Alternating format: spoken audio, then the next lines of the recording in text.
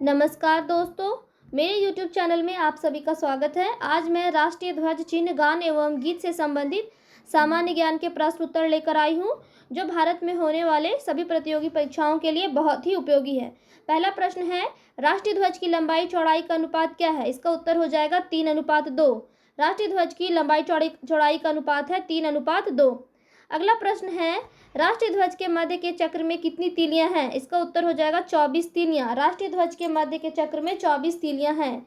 अगला प्रश्न है, राष्ट्रीय ध्वज के समान अनुपात वाली 3 आड़ी पट्टियां किस रंग की है? इसका उत्तर हो जाएगा केसरिया, सफेद व हरा। अगला प्रश्न है, संविधान सभा ने राष्ट्रीय ध्वज के प्रारूप को कब अपनाया था? इसका उत्तर हो जाएगा 22 जुलाई 1947। संविधान सभा ने राष्ट्रीय ध्वज के प्रारूप को 22 जुलाई 1947 को अपनाया था। अगला प्रश्न है, राष्ट्रीय ध्वज के लिए कैसा कपड़ा इस्तेमाल किया जाता है? इसका उत्तर हो जाएगा हथकरघा, खादी, सूती या रेशमी। अगला प्रश्न है, झंडा में नीला रंग का चक्र किसका प्रतीक है? इसका उत्तर हो जाएगा नीले रंग का जो चक्र है वो धर्म तथा ईमानदारी का प्रतीक है। अगला प्रश्न है, ध्वज के सबसे ऊपरी गहरा केसरिया रंग किसका प्रतीक है? इसका उत्तर हो जाएगा जागृति, शौर्य तथा त्याग का प्रतीक। केसरिया रंग जागृति, शौर्य तथा त्याग का प्रतीक है। अगला प्रश्न है, ध्वज के बीच में सफेद रंग किसका प्रतीक होता है? इसका उत्तर हो जाएगा सत्य एवं पवित्रता का प्रतीक। ध्वज के बीच में सफेद रंग सत्य एवं पवित्रता का प्रतीक होता है। अगला प्रश्न है, ध्वज के सबसे नीचे गहरा हरा रंग किसका प्रतीक होता है? इसका उत्तर हो जाएगा जीवन एवं समृद्धि का प्रतीक। अगला प्रश्न है, किस अवसर पर राष्ट्रीय ध्वज निजी इमारतों तथा राष्ट्रीय सार्वजनिक स्थलों पर भी फहराया जा सकता है? इसका उत्तर हो जाएगा 15 अगस्त और 26 जनवरी। 15 अगस्त और 26 जनवरी को राष्ट्रीय ध्वज निजी इमारतों तथा सार्वजनिक स्थलों पर भी फहराया जाता है। अगला प्रश्न है, झंडे को भारत की महिलाओं की ओर से किस तिथि को संविधान सभा के अर्धरात्रि कालीन अधिवेशन में समर्पित किया गया? इसका उत्तर हो जाएगा 14 अगस्त 1947। अगला प्रश्न है, भारत का राज्य चिन्ह क्या है? इसका उत्तर हो जाएगा राज्य चिन्ह जो है वो अशोक स्तंभ है। अगला प्रश्न है, भारत के राज्य चिन्ह में कुल कितने व कितनी प्रकार के जानवर दर्शाए गए हैं? इसका उत्तर हो जाएगा राज्य चिन्ह में 3 प्रकार के 6 जानवर हैं। अगला प्रश्न है, राष्ट्र चिन्ह के 2 भाग है, शीर्ष और आधार। शीर्ष पर शेर दिखलाया गया है, वह किसका प्रतीक है? इसका उत्तर हो जाएगा साहस और शक्ति का। अगला प्रश्न है, राष्ट्र चिन्ह के आधार भाग में एक धर्म चक्र है। चक्र के दाईं ओर एक बैल है तथा बाईं ओर एक घोड़ा है, वह क्रमशः किसका प्रतीक है? इसका उत्तर हो जाएगा स्फूर्ति व ताकत गति का।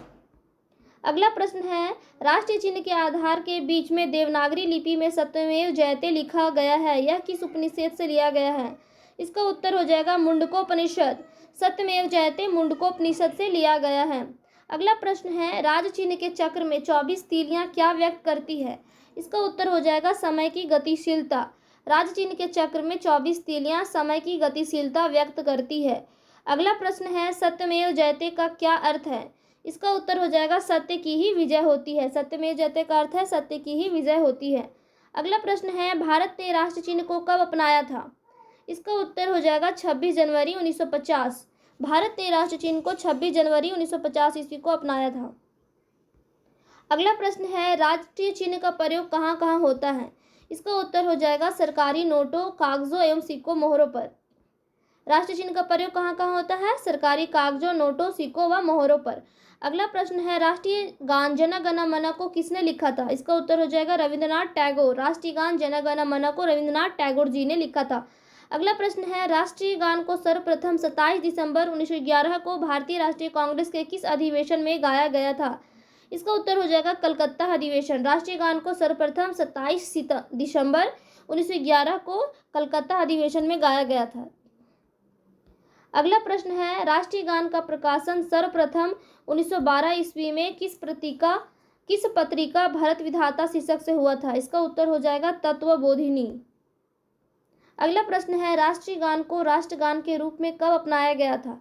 इसका उत्तर हो जाएगा 24 जनवरी 1950। राष्ट्रीय गान को राष्ट्रगान के रूप में 24 जनवरी 1950 को अपनाया गया था। अगला प्रश्न है, राष्ट्रीय गान गाने में लगभग कितना समय लगता है? इसका उत्तर हो जाएगा 52 सेकेंड। राष्ट्रीय गान को गाने में 52 सेकेंड का समय लगता है।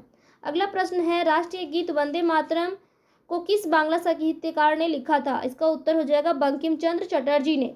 राष्ट्रीय गीत वंदे मातरम को बंकिम चंद्र चटर्जी ने लिखा था। अगला प्रश्न है, राष्ट्रीय गीत को 1882 ईस्वी में किस उपन्यास से लिया गया था? इसका उत्तर हो जाएगा आनंद मठ। राष्ट्रीय गीत को 1882 ईस्वी में आनंद मठ से लिया गया था। अगला प्रश्न है, राष्ट्रीय गीत को सर्वप्रथम 1896 ईस्वी में कहाँ गाया गया था? इसका उत्तर हो जाएगा भारतीय राष्ट्रीय कांग्रेस के अधिवेशन में। अगला प्रश्न है, राष्ट्रीय गीत को संविधान सभा ने कब राष्ट्रीय गीत के रूप में अंगीकार किया? इसका उत्तर हो जाएगा 24 जनवरी 1950। राष्ट्रीय गीत को संविधान सभा ने 24 जनवरी 1950 को राष्ट्रीय गीत के रूप में अंगीकार किया। अगला प्रश्न है, राष्ट्रीय गीत के प्रथम गायक कौन थे? इसका उत्तर हो जाएगा पंडित ओमकार नाथ ठाकुर। अगला प्रश्न है, राष्ट्रीय गीत का अंग्रेजी अनुवाद किसने किया था? इसका उत्तर हो जाएगा श्री अरविंदो ने। अगला प्रश्न है, भारत में राष्ट्रीय कैलेंडर किस संवत पर आधारित है? इसका उत्तर हो जाएगा शक संवत। भारत में राष्ट्रीय कैलेंडर शक संवत पर आधारित है। अगला प्रश्न है, राष्ट्रीय कैलेंडर का प्रथम महीना कौन सा होता है? इसका उत्तर हो जाएगा चैत्र। राष्ट्रीय कैलेंडर का प्रथम महीना होता है चैत्र। अगला प्रश्न है, राष्ट्रीय कैलेंडर को कब अपनाया गया था? इसका उत्तर हो जाएगा 22 मार्च 1957 ईस्वी में। राष्ट्रीय कैलेंडर को 22 मार्च 1957 ईस्वी में अपनाया गया था।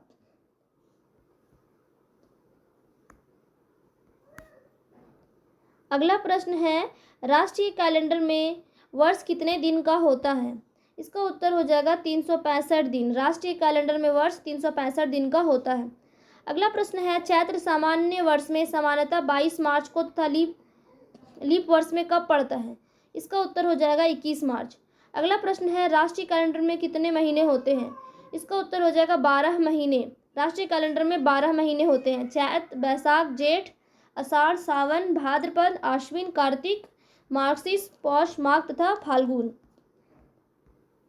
अगला प्रश्न है, भारतीय राष्ट्रीय कैलेंडर क्रिश्चियन कैलेंडर में कितने वर्ष पीछे है? इसका उत्तर हो जाएगा 78 वर्ष पीछे। भारतीय राष्ट्रीय कैलेंडर क्रिश्चियन कैलेंडर में 78 वर्ष पीछे है।